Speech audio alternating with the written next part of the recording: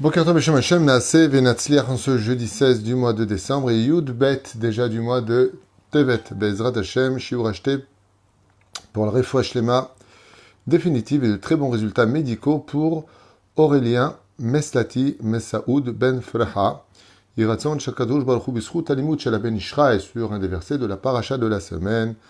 Iten Kol Mishalot Libo Lavodato Barach Hu Vechol Ben Israël, une grande Refoua Shlema vraiment pour tous les malades d'Israël. On pensera aussi, Bezrat Hashem, une grande refoua shlema pour Raphaël ben Jad Oshrit. Bezrat Hashem Ilbarach. On pensera aussi une grande refoua shlema pour Michael Chaim ben Véronique Esther. Oufren, Kochava bat Esther. Vechen Kol Chole Israël. On a déjà donné la liste tout à l'heure de Moratim avec de Shabbat Torah. Sarat al bat Efrat Miriam. Inon Hai ben Ruti. Chaya Rochama Esther bat Rivka Baruch ben Ruth Sofan Mir. Ben Ruth Sofan Shmaya Shlomo ben Johanna Yonachana. Vechen Vivian. Ayekara Choti, Moratimi, Vekol Am Israël, tous ceux qu'on a cités, ceux qu'on n'a pas cités, bien entendu, une grande réussite chez vous. Leinu Nishmat Kol Mete Israël Bichlam, Georges Ben Simcha Alice, et on commence avec notre Ben Ishraï qui nous parlera justement d'un mot dans la Torah qui doit éveiller chez nous beaucoup d'attention, même si on en a parlé d'Afka Min Hashamaim, assez dans plusieurs shiurim, mais là je n'ai pas fait exprès, il parle vraiment une fois de plus sur le domaine d'une vie réussite sur Terre. Qu'est-ce qu'on appelle une vie qui a été réussie sur Terre? On pourrait très facilement penser, nous, que la réussite, c'est d'avoir réussi d'avoir une superbe femme, des beaux enfants, une super maison, d'avoir toujours eu le frigidaire qui était plein, que plus ou moins on a eu de bons amis, qu'on a fait de belles fêtes dans la vie. Ce serait traduirait à ça avec de belles vacances. Voilà, une vie telle que l'humanité, plus ou moins en général, rêverait de la vivre. Dans la Torah, c'est pas du tout comme ça. Dans la Torah, ça peut être un piège du Yetzer Hara d'avoir une vie très, à l'image des lacs, comme ça, très douce, et tout va bien, et on s'endort, parce que dans la Torah, on veut qu'on se réveille, Kumi Uri, c'est de se lever et de veiller, et Bezrat Hashem, à ne pas laisser passer, comme je l'ai expliqué hier soir, à cette merveilleuse communauté de Natania, chez qui j'ai eu le mérite de faire le shiur grâce à Jordan, Rachamim Verayato et Kara, et son épouse, que Dieu leur donne une grande réussite à eux et à tous ceux qui étaient présents aussi, Bezrat Hashem. Eh bien, ce que la Torah vient nous apprendre, c'est que c'est pas de passer du but des bonnes années, mais il y a un diamant qui est plus rare que tous les diamants de la terre. C'est la chose, je dirais, presque la plus unique au monde après la création de Dieu, car Dieu est unique lui-même. Mais il y a quelque chose qui est unique dans la création de Dieu, c'est le temps. Le temps, car la minute qui se prononce à chaque instant, minute après minute, donc toutes les 60 secondes, est une minute qui n'a jamais existé, qui ne reviendra plus jamais. Donc chaque seconde, chaque minute dans ce monde dans lequel nous vivons a le titre d'être unique. C'est un diamant qui est unique. Et je me pose toujours la question, combien coûterait un diamant unique, un prototype unique? La voiture la plus chère du monde, à ce qui paraît, je ne sais pas si c'est vrai ou faux, c'est un prototype unique de Mercedes, il n'y a même pas de volant, c'est tout électronique.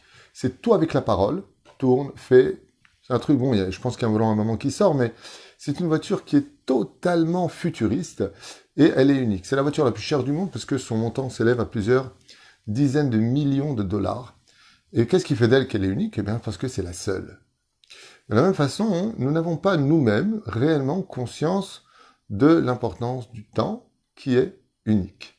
Et que ce temps, quand il passe, eh bien, si on n'a pas su en profiter, il est mort. C'est un temps qui est mort et qui n'a pas de résurrection, sauf si je sais lui donner de la vie. C'est-à-dire que pour pouvoir rapporter une personne de la mort à la vie, il faut qu'il soit vivant avant. D'accord?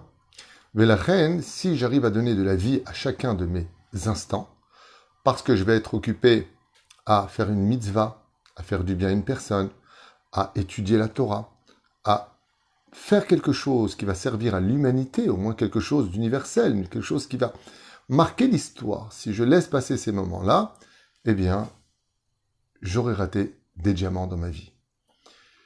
Regardez ce que nous dit le Ben Ishraï à propos de la mort de Yaakov. Vayehi yeme Yaakov shene chayav. Le verset nous dit, et il fut les jours de Yaakov, les années de sa vie. Le Ben Ishraï intervient et nous dit, Rabbi Yosef Chaim, dans son livre Od Yosef Chaim Terushim, Madwa Ericha Torah Gdosha Beishon Pasuk Ve'amra, la Torah qui est si avarte de mots, pourquoi est-ce qu'elle a dit Yémé Yaakov chez Nechayav. Les jours de Yaakov, les années de sa vie. Si c'est les années, ça comprend automatiquement des mois, des semaines et donc des jours. Pourquoi le mot Yémé est-il marqué dans la Torah? Quel est le but que Akadosh Baruch Hu, dans son intelligence infinie, sa sagesse exemplaire, a voulu nous donner comme enseignement? Et il dit, L'Ora Amila Yémé Meyuteret. On pourrait très bien lire le verset de cette façon-là. Vayehi Shene Chaye Yaakov. Et voici la vie de Yaakov. Il n'y a pas besoin de rentrer dans les mots jour de Yaakov. Yémé, on peut très bien dire Chaye Yaakov, Enigmara Sipour. Matzanou, dit le roi Salomon dans Kohelet, nous dit, dans Michelet, dans le chapitre 10, verset 27, Ir Atachem, Tosif Yamim. L'un des plus grands élixirs de vie, c'est la crainte du ciel. Plus tu craindras le ciel, plus tu te protégeras de la faute, plus tu honoreras ton Créateur, et plus tu rajouteras des jours de vie. C'est-à-dire que si une personne est malade, par exemple, comme c'est le cas de la personne pour qui Bezrat Hashem on fait ce shiur, qu'est-ce qu'il doit rajouter pour rajouter de la vie? Irat Hashem. Rajoute, dit le roi Salomon dans Michelet, je vous relis le verset, Irat Hashem tosif yamim. La crainte du ciel rajoute des jours. Et il dit, Ushnot Rechaim, et les années des Rechaim, Tiktzorna, raccourcissent les jours de la vie. Parce qu'ils se confrontent très facilement à des risques très importants qui peuvent mener à la mort, ils prennent des risques dans tout, ils ne tiennent pas leurs paroles. Les Rechaim sont des gens qui jouent avec la mort du matin au soir et peuvent raccourcir les jours de leur vie. Tandis que celui qui a de la sagesse, Reshit Chochma Irat Hashem, celui qui commence à avoir de la sagesse, c'est celui qui craint Hashem, c'est-à-dire qu'il ne va pas se mettre dans une position où il risquerait de fâcher Hashem par rapport au fait que Dieu est un roi. Le salaire d'une personne qui a de la Hirat Shamaim, c'est qu'il rajoute des jours à sa vie. Vous avez compris que quand on fête un anniversaire, on doit travailler essentiellement la Mida de la Hirat Hashem, qui représente, je dirais, la base de tout notre judaïsme. Et donc, qu'est-ce qu'il y a comme différence? Regardez bien. Irat Hashem tosif yamim. La crainte du ciel rajoute des jours, pas marqué des années. Par contre, pour le Racha, il y a marqué Ushnot Rechaim Tiktzorna. Mais pour les Rechaim, c'est des années que eux perdent et non pas des jours. Veine, mitbonen irat Hashem legabe atzadikim neemar yamim, ve'elu beyachas hareshamim shanim. Donc on a vu que pour les tzadikim, le mot jour est utilisé, et le mot année est utilisé pour les Rechaim. Madoua, dit le Ben Ishraï, Ela Davadai, Kavanat apasuk lerotanu et etzel atzadikim yamim menutsalim etev. Le Ben Ishraï explique ce verset de Michelet, il dit parce que les tzadikim, eux, n'ont pas besoin d'attendre des années pour faire des choses merveilleuses. En une seule journée, ils peuvent accomplir les mitzvot qu'un rachat ne ferait pas en une année entière, en une seule journée. Donc chaque jour est utilisé à la perfection dans leurs pensées, leurs paroles, leurs actions, toujours en train de louer Hachem, toujours en train de rendre service à une personne, de le renseigner, à enseigner, faire connaître le nom de Dieu, de donner la tzedaka, de faire participer les autres à une mitzvah. Vetzel ha-tzadik yom nirshav kemoshana, et c'est pour cela que chez le tzadik, eh bien, les jours sont considérés comme des années pour lui.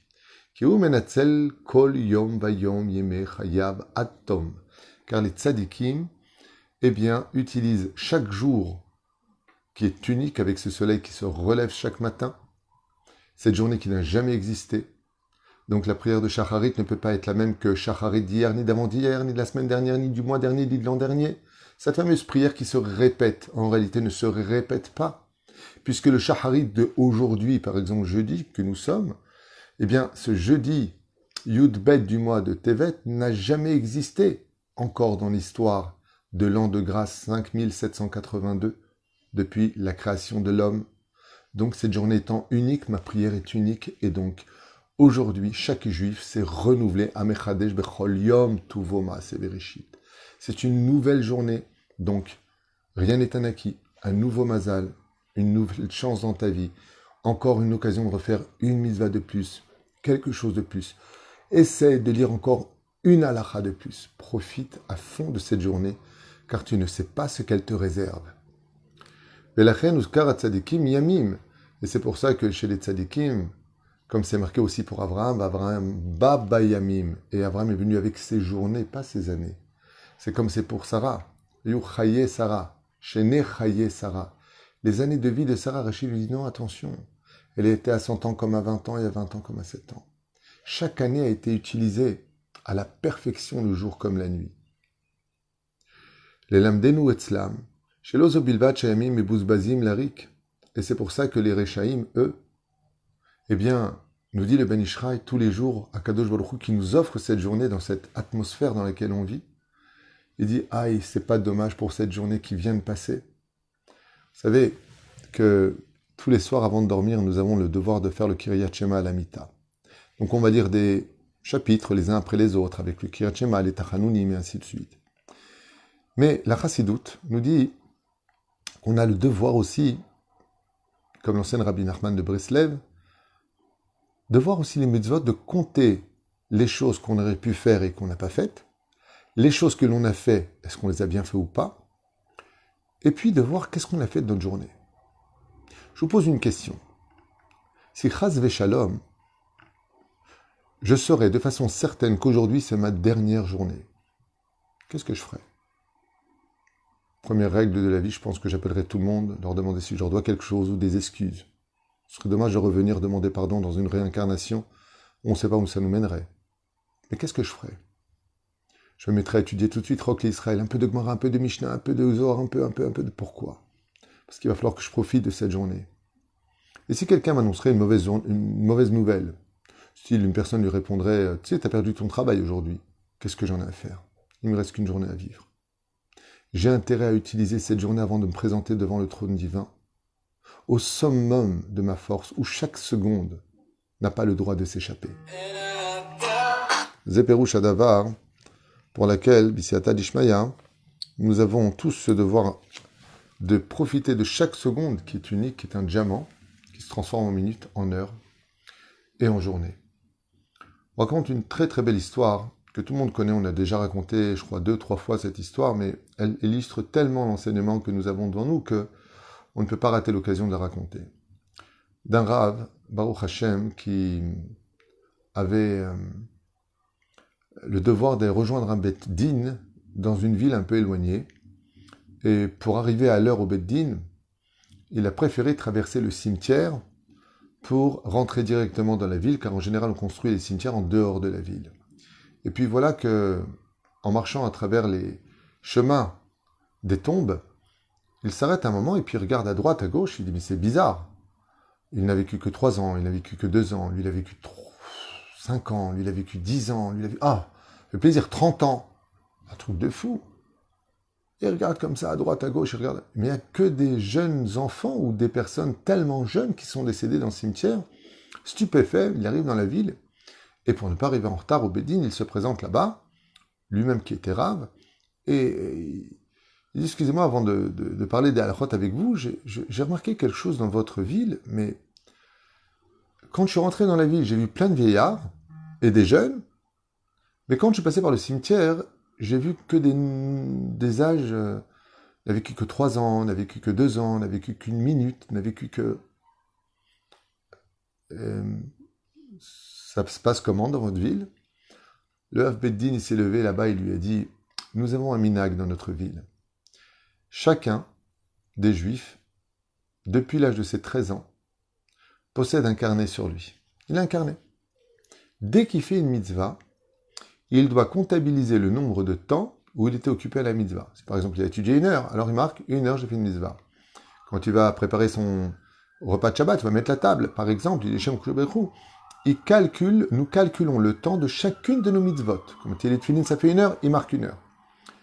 Le jour où il part de ce monde, nous calculons les minutes, les secondes en minutes, les minutes en heures, les heures en jours, les jours en semaines, les semaines en mois, et ainsi de suite, en années. Ce qui fait que nous marquons sur la tombe uniquement le moment où il a fait vivre le temps. Ce qui fait que quand vous avez vu 3 ans, c'est parce que cette personne qui est décédée à 80 ans, on a trouvé dans son calepin combien de minutes il a fait? de mitzvot dans ce monde. Mais la reine, nous ne marquons uniquement que quand le temps a pu briller comme un diamant, et non pas le temps où il jouait toute la journée au poker, toute la journée au chèche-bêche, toute la journée à des choses futiles, à regarder des choses futiles. Ce temps-là, il l'a tué. Donc, on n'a pas besoin de le marquer parce qu'il n'aura pas de résurrection, puisqu'il n'a pas vécu ce temps.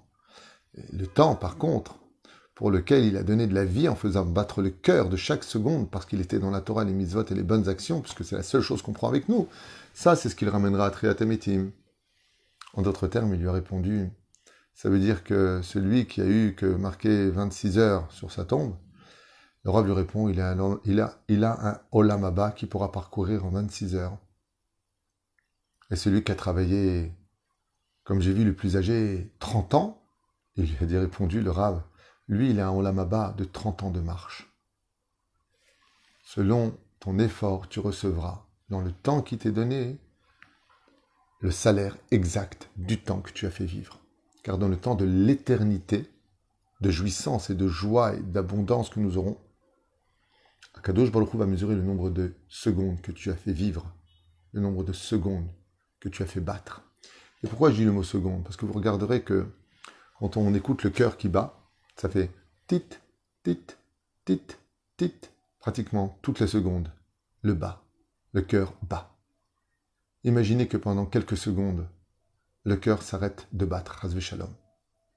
Ça provoquerait une mort instantanée, même si on reviendra à la vie après avec des appareils, peu importe. Mais chaque seconde, nous avons le devoir de lui faire battre son temps avec la Torah, les mitzvot et les bonnes actions. Ce que je vous dis maintenant, vous l'entendrez à 120 ans de la bouche d'Hachem lui-même. Car Masbir Ben Ishraï. Je finis. Valpizé Yuval Madoua Neemar Etzel Yaakov Avinu Vayehi Yeme Yaakov Shene Chayav. Et c'est pour cela que la Torah nous parle des jours de Yaakov. Termoz lo rotanu ki Yaakov Avinu alaya menatzel kol yemav etev. La Torah vient faire honneur à Yaakov en disant que Yaakov Avinu n'a pas laissé une seule seconde d'une seule journée passée sans la mettre au service divin. Chol yom vayom yemeh chayav haya gadol barichut yamim shanim shlema. Et on considère que Yaakov Avinu a vécu beaucoup plus que ces 147 années. Nous, quand on entend une personne qui a vécu 90 ans, 100 ans, on dit « Oh, ça fait beaucoup au niveau des années ». C'est pas comme ça que voit le judaïsme les choses. C'est « Waouh, 100 ans? Qu'est-ce que tu as eu le temps de faire en 100 ans ?» Il y a des gens, comme Rabbi Nachman, qui ont vécu 40 ans, le Maral de Prague, 40 ans, plus ou moins. Le Harizal, ils ont vécu très peu de temps. Mais ils ont fait en une vie ce que des hommes n'auraient jamais pu faire en plusieurs siècles. Les Éperoucha d'Avar, ce n'est pas combien de temps tu vis, c'est qu'est-ce que tu as fait de ton temps pour mériter de vivre. Baruch Adonai Leolam Amen Ve'Amen.